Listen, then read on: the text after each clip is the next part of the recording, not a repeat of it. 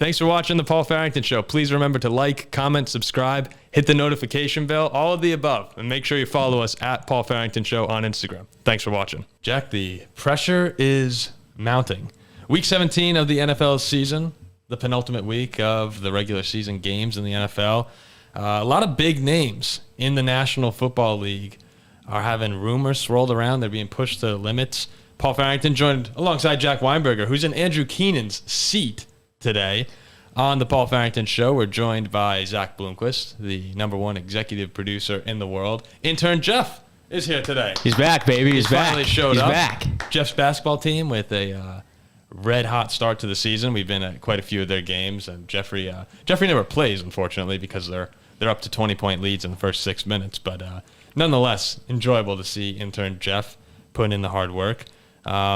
You might notice new cameras. We finally set up the new cameras for the show, trying to get a little bit crisper quality. Hopefully they notice.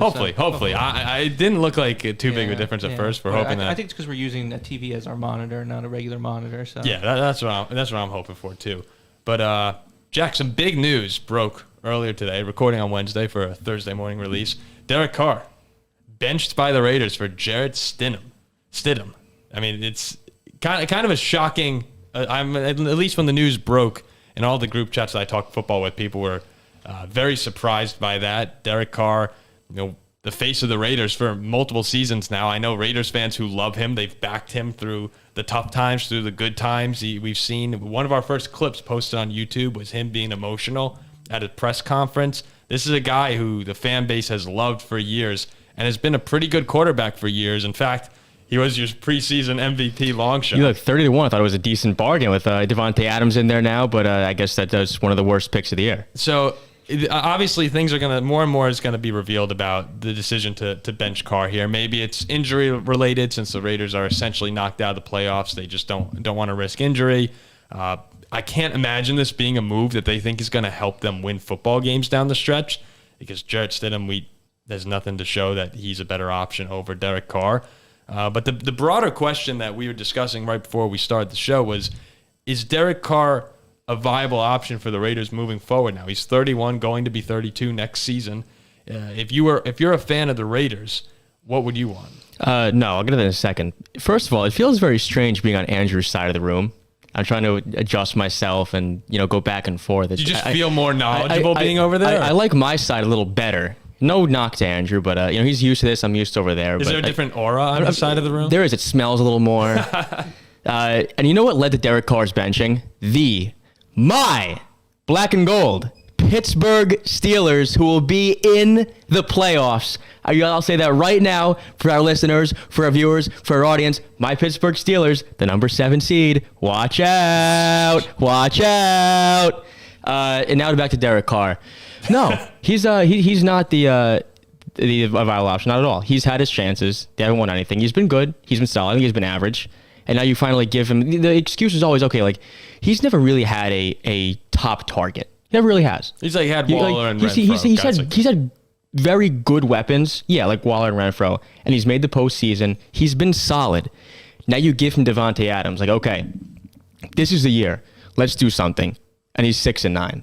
And now he's 30. He's 32 years old. Going to be 32 next season. No, I think it's time to move on. He's had his chances in Oakland and Vegas, and they haven't done anything. And now you give him Davante Adams, and he's been worse. And Davante Adams also is probably the one. If you asked Derek Carr, you can have any receiver in the National Football League, you probably would go with Davante Adams to his college bud. You give him his college teammate. And Adams still, he's about to break the Raiders single season record in receiving. Having a great season. Josh Jacobs, the NFL's leading rusher, and you're 6-9, just lost to the Steelers 13-10. No, he's not the viable option, not at all. And I'm wondering how much of it is Derek Carr and how much is Josh McDaniels, because we know Josh McDaniels is not a very good football coach at this point. We've seen it in Denver, we've seen it throughout his time this season in Las Vegas. Most people that I've talked to about Josh McDaniels who have played football or have been related to the NFL in some way, they all agree that he's just not meant to be a head coach. So I'm wondering if maybe part of the reason we're seeing the Raiders struggle so much is like look at the Broncos. Nathaniel Hackett was a terrible coach all season long. I can't imagine Russell Wilson is that bad. Like definitely some of it has to be shouldered on the coach, right? I think there comes a certain point where if you have enough talent, a decent level of talent where you should make the postseason, I don't care who has the headset on.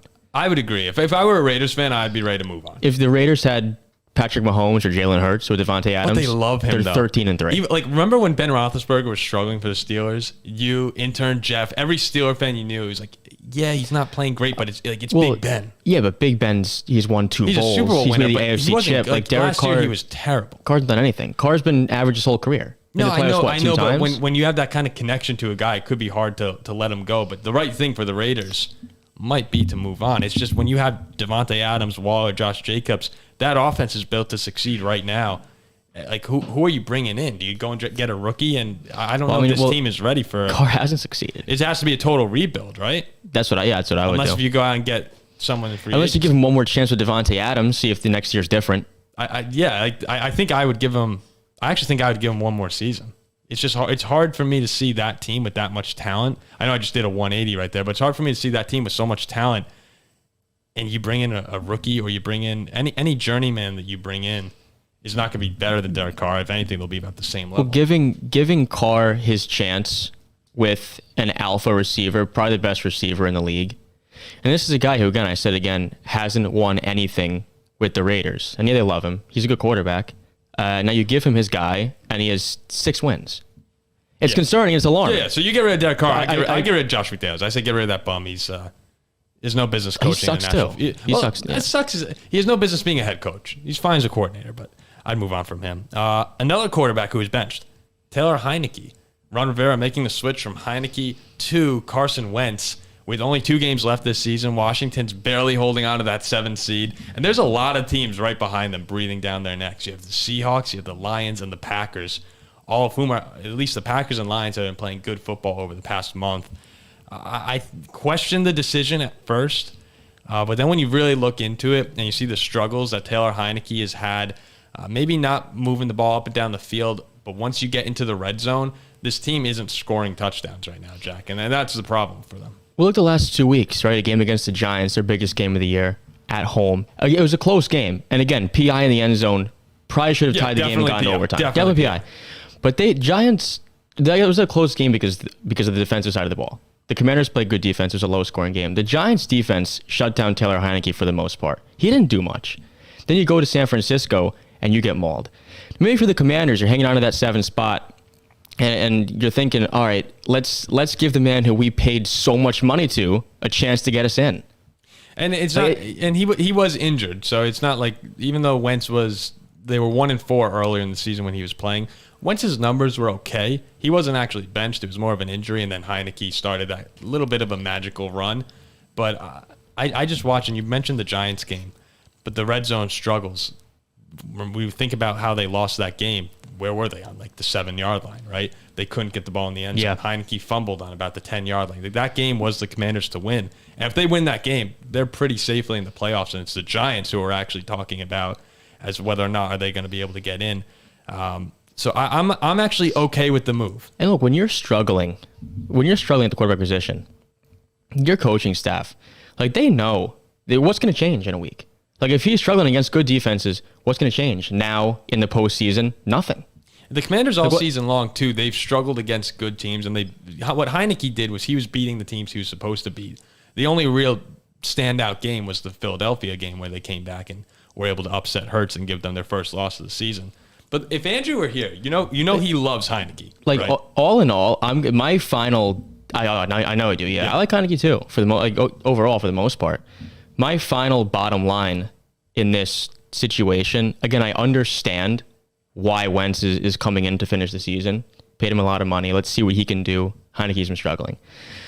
But I think to close out my final 2 games for the playoff push, I'd stick with the guy who's been playing football the last few weeks. That's the concerning part for me is Wentz hasn't played. He came in for a couple drives against San Francisco, but he just hasn't played football. So that was my bottom line on that whole situation. So wait, would you keep Heinicke? Yeah, I understand why they're playing Carson Wentz. I'm not totally against it, but I personally would stick with Heinicke because he's been playing football. And I love I love everything about Taylor Heinicke. The emotion he plays with when he gets a first down. Remember when they beat Philly, how he was flexing, like he's all over the field running around. They love him. They love to play. He's a fun guy to watch, and I'm sure, he was on the Vikings for a while. He's a fun guy to root for, even in preseason, because he plays with so much fire.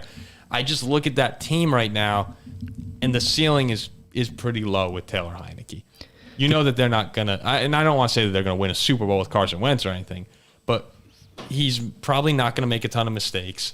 And you're probably not going to go too far in the playoffs. I think Wentz gives you a little bit higher ceiling. More ceiling. But the floor is lower. I agree with that. Carson Wentz can be horrible. Yeah, I agree with that. So I'm okay with Ron Rivera taking a risk and saying, look, when Wentz was on early in the season, we had a couple games where we put up 30-plus points. Sure, there were games where we put up 10 or 12. But Heinicke, we kind of know we're sitting at that 17 to 20. That last game of the season, too, against they host Dallas, which could mean the world. If you can do a high-scoring game, again, that ceiling for Carson Wentz, what he can do offensively. Carson Wentz, though, it might be your best chance to win that game. And sometimes when he's running around, though, it's just tough to watch. If you're, I agree with you. Like if Dallas scores 35, I don't think they win with Heinicke. You have a better chance. There's a world with Wentz. Yeah, with Wentz you have a chance. Again, I'd probably say no. Wentz, can't you just imagine Wentz running 15 yards behind the line of scrimmage, getting chased around by Micah Parsons, flying all over the place? I hate the fact he's been sidelined for a long time. Yeah, that's what I don't like. All right, let's briefly touch on this one. Only a 2 or 3 minute conversation here, Zach. But your guy, Tua Tagovailoa, another concussion. Honestly, if we're being real, it's his 3rd concussion of the year. We know the Bills game when he remember he stood up and he was wobbling all over the place and people were like, looks like a back injury to me. Yeah, come on, he's got to be done. So he's had that. He basically, I don't want to say, people were freaking out before when I said he died on the field versus the Bengals, but he was semi-paralyzed on the field against the Bengals. And that was only a couple months ago. A month and a half ago, Tua Tagovailoa was lying on the ground with his fingers like this, unable to move them. And another concussion. But the problem I have here, if I'm Tua, is that you work your whole life to get to a moment like this, to get to the playoffs. And now I understand why people are concerned about him. People think he should retire. I mean, he can take a career-ending injury deal and be set. Oh, yeah. Instead of having your head trauma and be dead by 35 years old. So, if you're the Dolphins right now, and if you're Tua, how are you managing this? Jack, you're sitting out the season. If I'm the Dolphins, he's done for the rest of the season. Yeah, he has to be. If you get to the playoffs with Teddy, great. Yeah, because at some point, he's done for the season. At some point, you eventually have to say, as much money as the National Football League makes, as much as people want their teams to win, you have to look at the player and say, his health is more important than the team's success. And if you want Tua to be your quarterback for a long time, if he wants to stick in this league, he's got to limit these head injuries. Yeah, we were talking right before we started. If he comes back out, if he plays with a concussion against the Patriots, if he gets another concussion, it's his 4th of the season. That's it. Yeah. Yeah. I think you need to shut him down. But if he gets cleared, he's going to play. That's the scary thing about all this. Is a guy like him, like what I was just saying, when you work your whole life to get to a moment like this, he's going to try and play, and that's when it's scary. That's when you saw an injury like the Bengals, where he's on the ground, unable to move. You know, it's what such the tough part is too with this whole situation is like the Dolphins were a team where everyone knew they weren't really going to go anywhere if they made the postseason. But if you have Tua playing good football, like they can beat anybody, which is the hard part about him sitting out. Yeah, I would. Jack, at one point this season, you were sitting right here saying they're Super Bowl contender with Bradley Chubb. Yes, contender, and I said they're the 3rd best team in the AFC. Yes. When they're on, how many teams are better than the Dolphins? 3. I mean, right now, 31. But when they're on... No. When Tua is healthy and they're playing their best football. Zach. In the AFC... 29. Well, yeah. In the AFC, what is it? It's the Bills, Chiefs, Bengals, and you'd say Steelers. But probably the Steelers. I think, they still should have beat them. Yeah. But that's what makes it so tough if you're Tua, if you're the Dolphins, if you're Dolphins fans, you have to be able to overlook it and say his health is more important. There's got to come a point with especially a young quarterback like this where he's been batted around, head injury after head injury, with his 3rd one now, where he's got to be done for the season. Zach, what you showed statistics right before and after this alleged concussion, he was or the alleged play where he was concussed. I think he was 12 for 17 before the concussion. 12 for 17, 229 yards, a touchdown, and he was throwing at like 19 yards a throw. After, with a play that they think he got a concussion, he was 7 for 12, 82 yards, and 3 picks. They totally collapsed. I saw that play on a highlight, and that was definitely the play. Like his head hit the ground hard. He snapped back. Yeah. That was he's done. He's got to be done. Yeah, it just sucks that there are guys. We were talking about Josh McCown as someone who just took a lot of hits to the head. You mentioned Jay Cutler. Like it seems like there are certain guys who just can't avoid hitting their head. Like, I don't know how you work on that skill if it's just bad luck. But you know who's a great example of that though and he's on the Dolphins is Jalen Phillips. What do you call it? Because he had a bunch of concussions. He had a bunch of concussions in college. He actually stepped away from the game for a year because he didn't want to. His health was like so in jeopardy, and I mean he came back, but it's like, I mean he's good now. He hasn't had knock on wood. He hasn't had a concussion since being on the Dolphins. It's scary though, and I think right now we're at the point 3 concussions in the past 2.5 months. It's you got to take precaution here. It's such a shame for the Dolphins too. This team was 8-3 riding high, lost 4 games in a row, now 8-7. Now you're a dog in New England, a game that you could very well lose. Then you host the Jets with Mike White back, game you could lose. I do trust in Teddy. I believe in Teddy. I think Teddy could beat the Jets. Unfortunate for my Steelers, I think he could. But we'll see what happens. It stinks to see Tua keep getting injured because this is a good team when he's healthy. He's been bad the past couple of weeks, but when he's on, again, Jalen Wild, Tyreek Hill, it's fun to watch. This is when I was going back to that draft with Tua and Justin Herbert. This is why I've always said I'm a fan of those bigger quarterbacks. Yeah, like those bigger quarterbacks, less injury prone. Like Tua's a small guy. Pocket passers. Yeah, pocket passers. Tua's a small guy, and when he's hit, he's hit. Yeah, no, you're totally we've seen it. He was 5'11". Yeah, he's a smaller guy, and he's a mobile quarterback. Herbert's 6'4". I wouldn't say mobile. Yeah, he's not mobile in the sense that Lamar's a mobile quarterback, but he scrambles a lot and he tries to extend plays. Like Kirk Cousins, when Kirk gets hit, when the blitz is on, Kirk just goes down.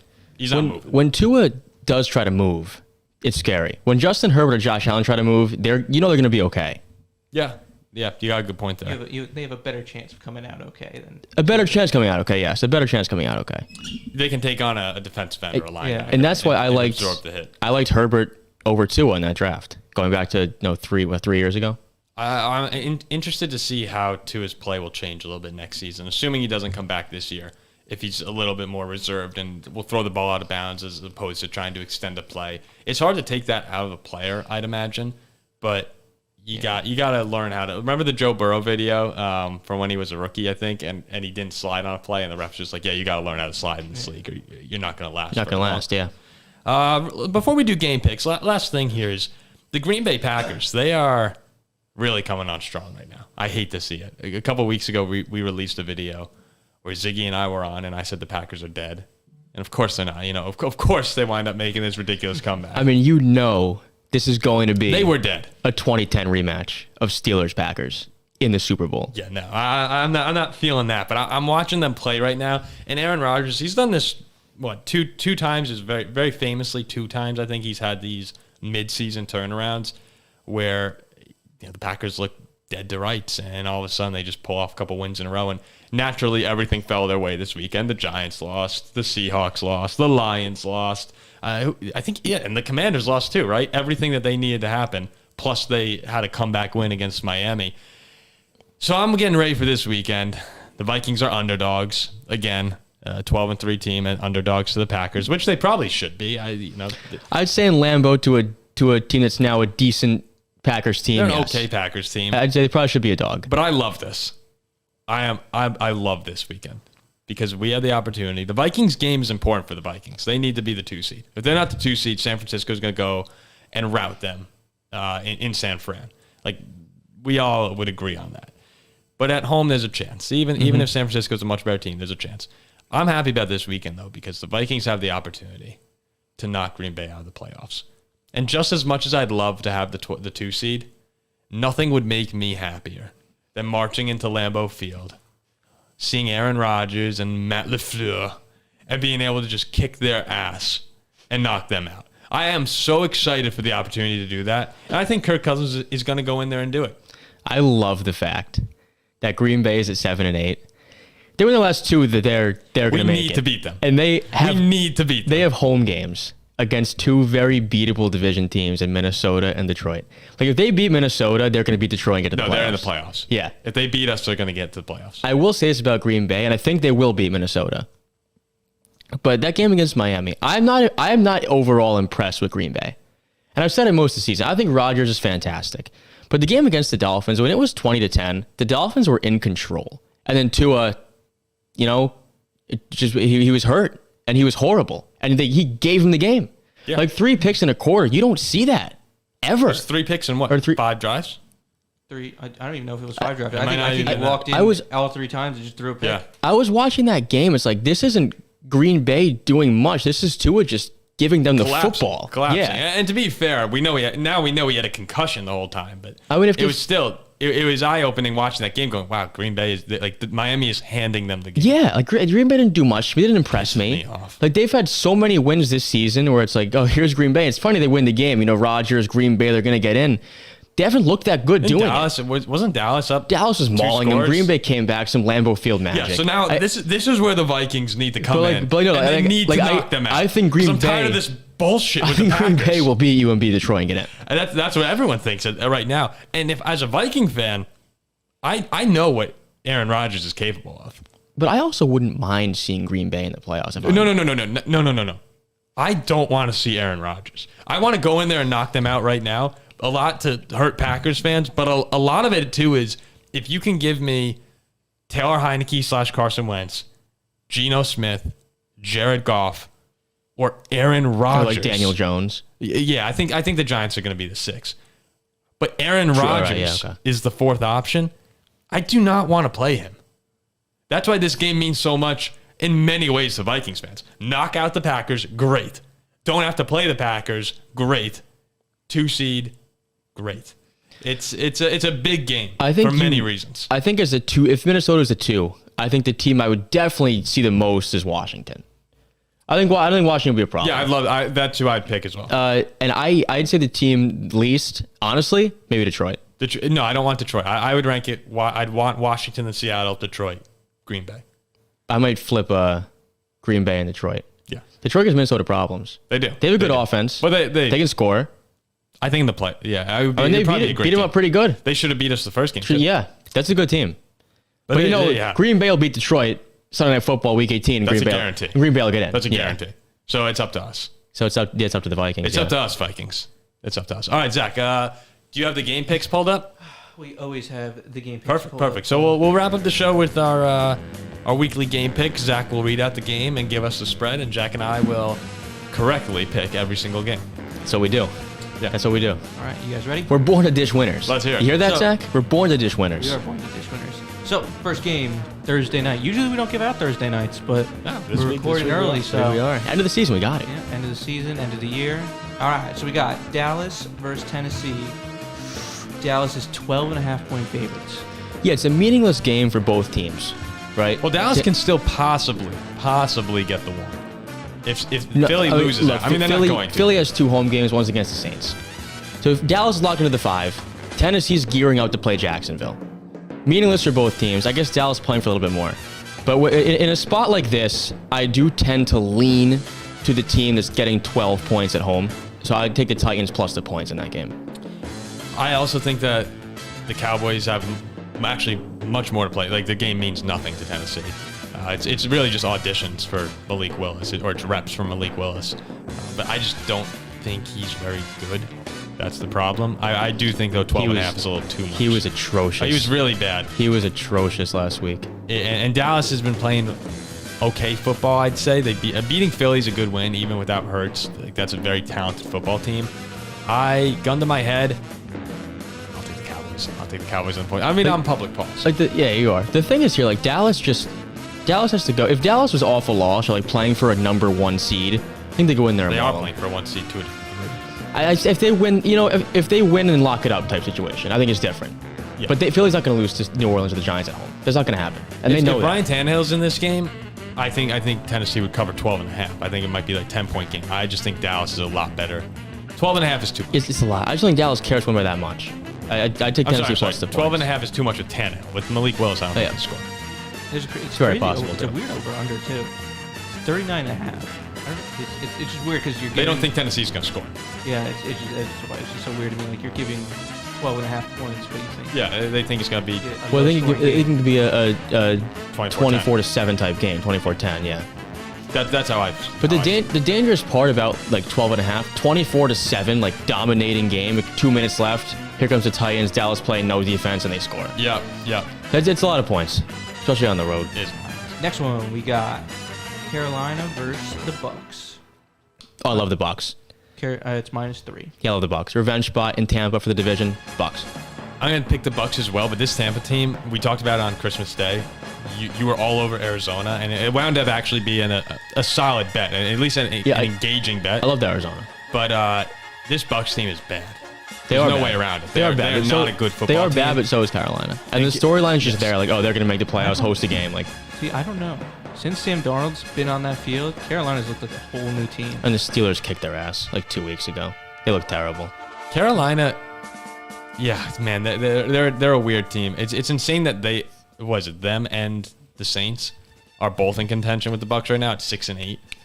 I'm gonna go with Tampa Bay because I don't want to pick against Tom Brady at home. But this is a bad Bucs team, and I wouldn't be surprised if Carolina won. Oh, they're bad. Look, last week when they were laying 8, I'm like, what? Like the Bucs on the road laying 8 against anybody. I don't care if I'm playing, you're playing, or McSorley's playing, or intern Jeff's playing. I'm taking the Cardinals. Yeah. This week, just the fact that it's that script. It's like I know that Tom Brady will get in at like 9 8 or 9 and post the game. Get into the playoffs. And like, I don't know if win. What's the money? I'm not laying 3, but I take him on outright. -168. I would take a -168 on the money line to win the game. What's next, Zach? Next one, we got the Cleveland Browns versus the Washington Commanders. The Browns are getting +1.5. Yeah, I like Washington. I think immediately this game for Cleveland, Washington's something to play for. Off a brutal loss, I like the Washington in this game. Yeah, I'd say pretty big over Cleveland. I think Wentz comes back. Deshaun Watson hasn't impressed me. I think this is a pretty gritty game. Both teams like to run the football. Both teams are good at running the football. I'll take Washington, and I think they win by like 3 points. I think it's a close game. Next one we got the New Orleans Saints versus the Philadelphia Eagles. The Eagles are -6. But Jalen Hurts' status is still up in the air, right? He's probably not. The Saints suck. Give me the Eagles. Yeah, I would take the Eagles with Minshew -6. Again, though, the only concern is they don't need to win by 6. But they're good enough to do that. So I would take a -6. I think Minshew's good enough to win. That team is really talented. Yeah. They're at home. They win and they get the 1 look, seed. They had a great chance in Dallas with Minshew to win that game. They probably should have won that game. Yeah, yeah. Now coming home -6 against the Dallas Saints. converted to 3rd and 3rd. Yeah, ridiculous stuff. Yeah. Minshew can win that game by 20 points. Next one we got the Cardinals versus the Falcons. And Cardinals are +3. I'll flip a coin. Yeah, I could care less about this game. What's next? I could not care less about this game. I don't know how to I have no handicap for that game. I'm not gonna lie. Jacksonville versus Houston. Another meaningless game. See, it's meaningless for both teams. Houston just won, right? Like Houston won last week. Like they beat Tennessee. Yes. Like I just simply go based on the principle. Like Houston won't win 2 games in a row, so I would take Jacksonville. I think this is a game that Jacksonville wins too, because again, Doug Peterson here, he said he was asked if he'd rest his stars in this game. He said there's never a meaningless game, never, ever, ever, ever. I sounds like he's going to keep him in the whole game. Yeah. And I think Jacksonville wants to keep playing good football as they have the past month or so. So I think they keep their foot on the gas and win this game by over 4 points. If I'm the Jags, though, they're so obviously just looking towards that Tennessee game. Like, I would never actually make this bet for a team I know is playing a meaningless game and looking ahead. No, me neither. But I think Jacksonville is. I don't think it's a bad bet. No, it's probably not a bad bet. For the sake of the show, I'll take Jacksonville. But I probably wouldn't make the bet. Next one we got Chicago versus Detroit. So the Lions versus the Bears. The Lions are -5.5. This is in Detroit, right? In Detroit. Yeah, I mean, there's only one side to play there. It's Detroit. It's Detroit or nothing. Detroit at home has been insane. It's Detroit or pass. They're playing a meaningful game. Chicago's 3-12. It's Detroit or nothing for me. And Chicago, remember a couple weeks ago they started to get exciting. Fields was putting up those big fantasy games where he was running for 180 yards. That's kind of started to trickle back. We've seen them regress a little bit the past few weeks.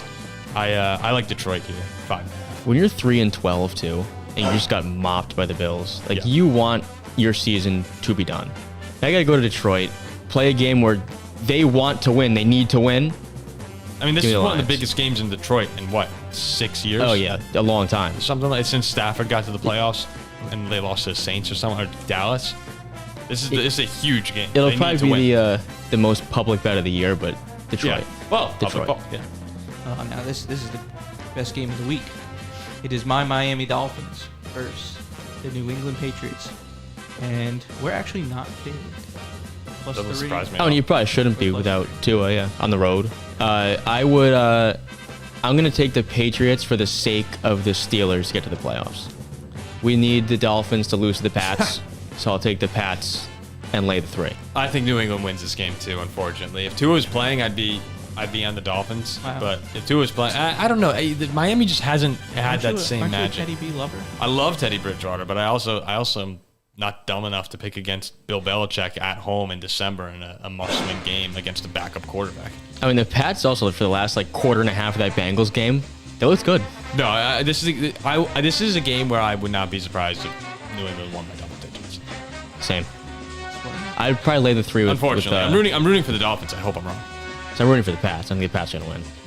All right, next one we got the Denver Broncos versus the Kansas City Chiefs. Broncos just lost their head coach. They now have their, what do you call it, their time manager as their interim head coach. Yeah, what's the line on this? Minus 12.5. Jerry Rosberg. Yeah, I'd like the 12.5 Chiefs. What was the last time they played? It was 28-0 Chiefs, and Denver came storming Never came back. storming back to cover 9.5. Yeah. Is this one in Kansas City? Yes. You know, I wouldn't bet it, but I'm not picking the Broncos for anything this year. This week too on Monday night, I believe it is. The Bills go to the Bengals. If the Bengals win, so the Chiefs are playing for a #1 seed. Like if the Chiefs win this Chiefs game, need to win. If they win this game and the Bengals beat Buffalo, They're the one. KC's the Again, one. Somehow they find their way. so Give me Chiefs. Kansas City with the points. I'm not betting Broncos. Yeah, you can't. That's one They're side. horrible. Of that game. They're The Chiefs are horrible. fast.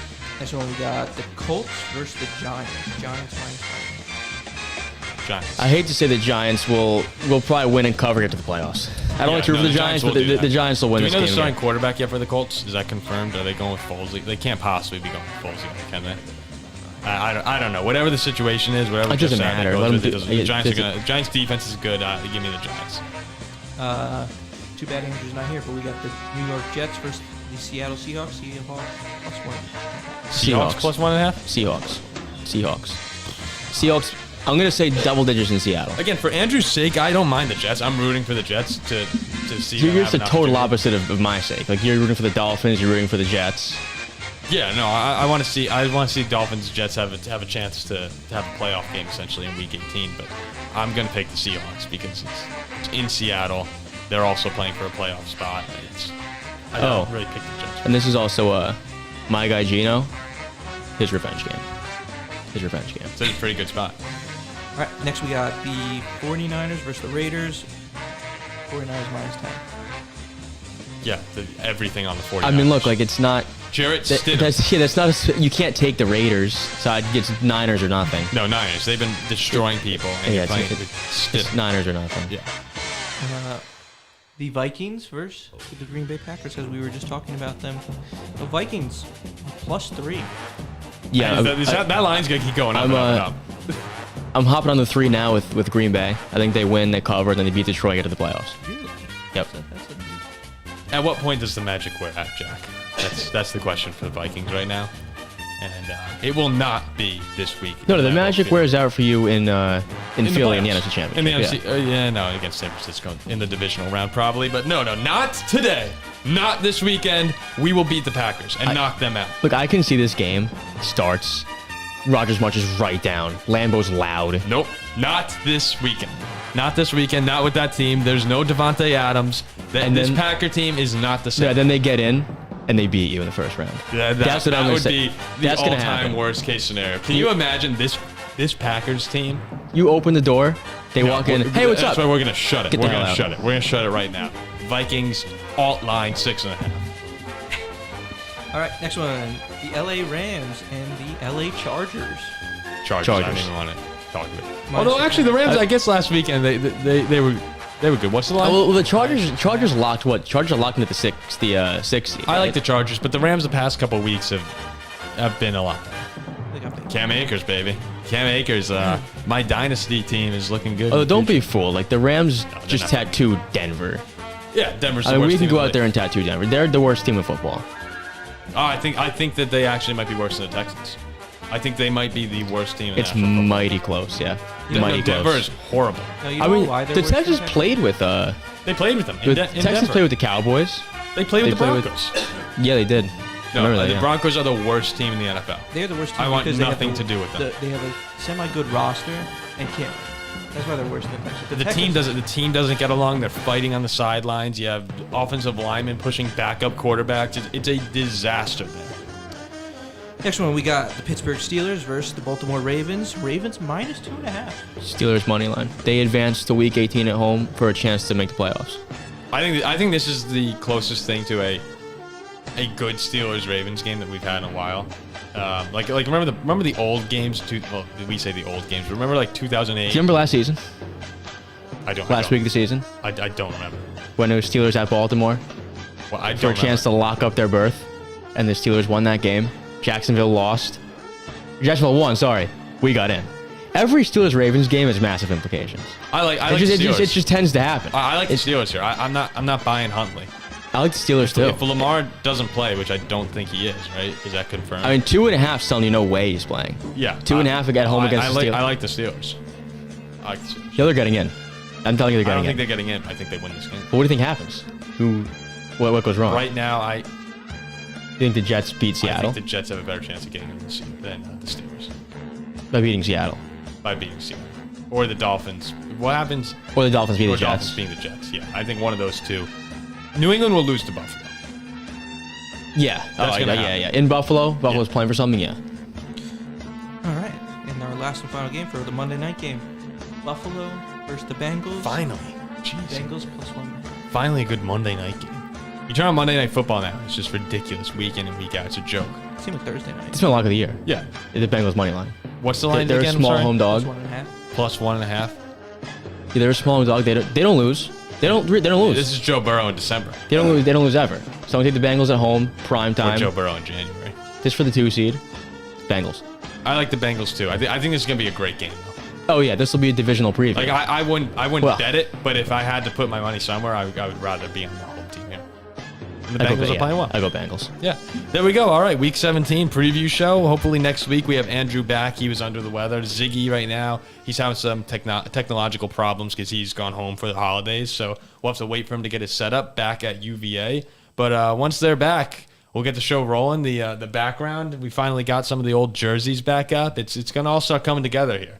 Like massive changes coming soon to the Paul Farrington Show. Wave those terrible towels, boys. Yes, Wave yes. those terrible And towels. get excited because the Green Bay Packers are going to be knocked out of playoff contention this week. Put those cheese heads on. Yeah, nope. Take those cheese heads off. Take those cheese heads off. Thanks for listening. We will see you with the Week 17 reaction show next week. Yeah. Ciao. Don't forget to like, comment, subscribe, and put in the comments how you like our new cameras.